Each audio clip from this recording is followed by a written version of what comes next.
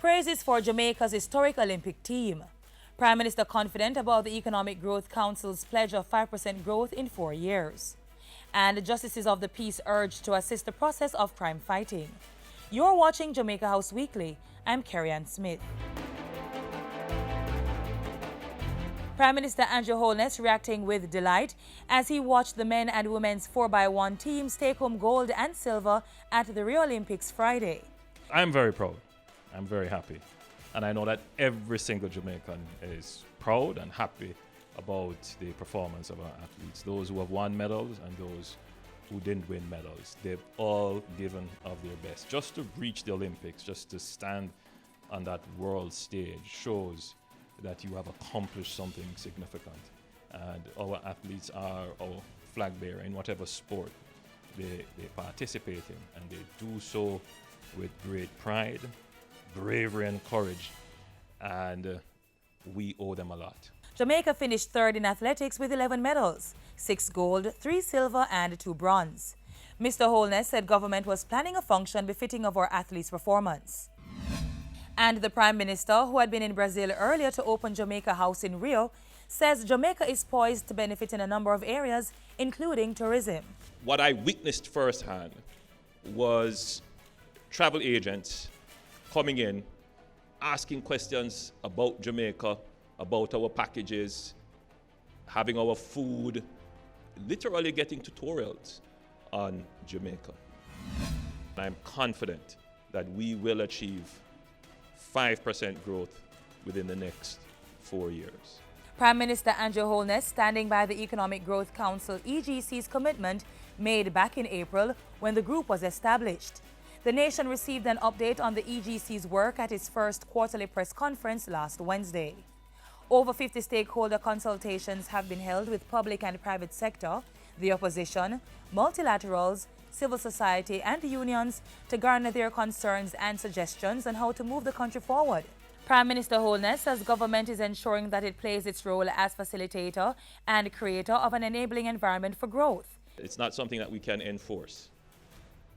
It has to be that every single member of the public service appreciates and understands how important this is towards transforming Jamaica and make the change within themselves. The Prime Minister, meanwhile, says he will be acting on the various growth initiatives that are expected to come from a report being prepared by the Economic Growth Council. We will see what is possible, what is not, what can be done now. So we'll go through a process of sequencing activities and developing a priority list. And then we will, of course, share that with the public for public comment. The document will be refined. And then we would literally then have a kind of roadmap of activities as one of the deliverables of the Economic Growth Council. Prime Minister Holness says once the EGC's report has been submitted, its role will shift to giving quarterly updates to the public, as well as monitoring, supervising and evaluating the performance of the various stakeholders. And on Thursday, the Office of the Prime Minister refuted assertions in the media questioning whether EGC members would be getting a salary. In a statement, the OPM said EGC members remained volunteers and had not sought nor would be paid a salary for their services. The OPM, however, said government would, on occasion, absorb some of the administrative costs related to the functioning of the commission, a move which is typical to commissions of this nature. The 10-member council has been volunteering their service since April. The council is made up of Chairman Michael Lee Chin, Ambassador Nigel Clark, Hugh Hart, Patrick and Noel Hilton, Paula Carr Jarrett, Pat Ramsey, Adam Stewart, Senator Kavon Gale and Philip Gore. Prime Minister Andrew Holness revealed last week that government was strengthening initiatives to deal with the threat of international banks ending their correspondent banking relationship with local ones. Calling the move a clear and present danger, Mr. Holness said he had already met with officials from the Central Bank and the Ministry of Finance to help local banks become compliant with international regulations. Stakeholder conferences have also been held, and Mr. Holness said Jamaica was working closely with CARICOM to lobby U.S. banks to reconsider ending correspondent banking relationship within the region. The risk. But I will close my answer to you by saying that once we have complied, I think that the overseas regulators should ensure that those who comply are rewarded, that we are taken off whatever watch list or whatever concerns there are, that we are allowed access, and that we can, which we want to do, operate as legitimately respected banking institutions. And on Thursday, Prime Minister Holness enlisted the help of justices of the peace and custodies to return Jamaica to the caring and peaceful society it once was.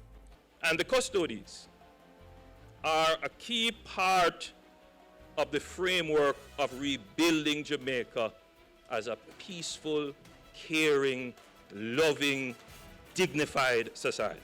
He was speaking at the installation ceremony of Dr. Patricia Dunwell as Custos Rotulorum of St. Andrew. The Prime Minister said government would continue its partnership with justices of the peace and custodies to achieve unity. Mr. Holness also used Thursday's function to welcome Dunwell's appointment. Dr. Dunwell, for continuously embracing the spirit of volunteerism to advance our country's development. Through hard work,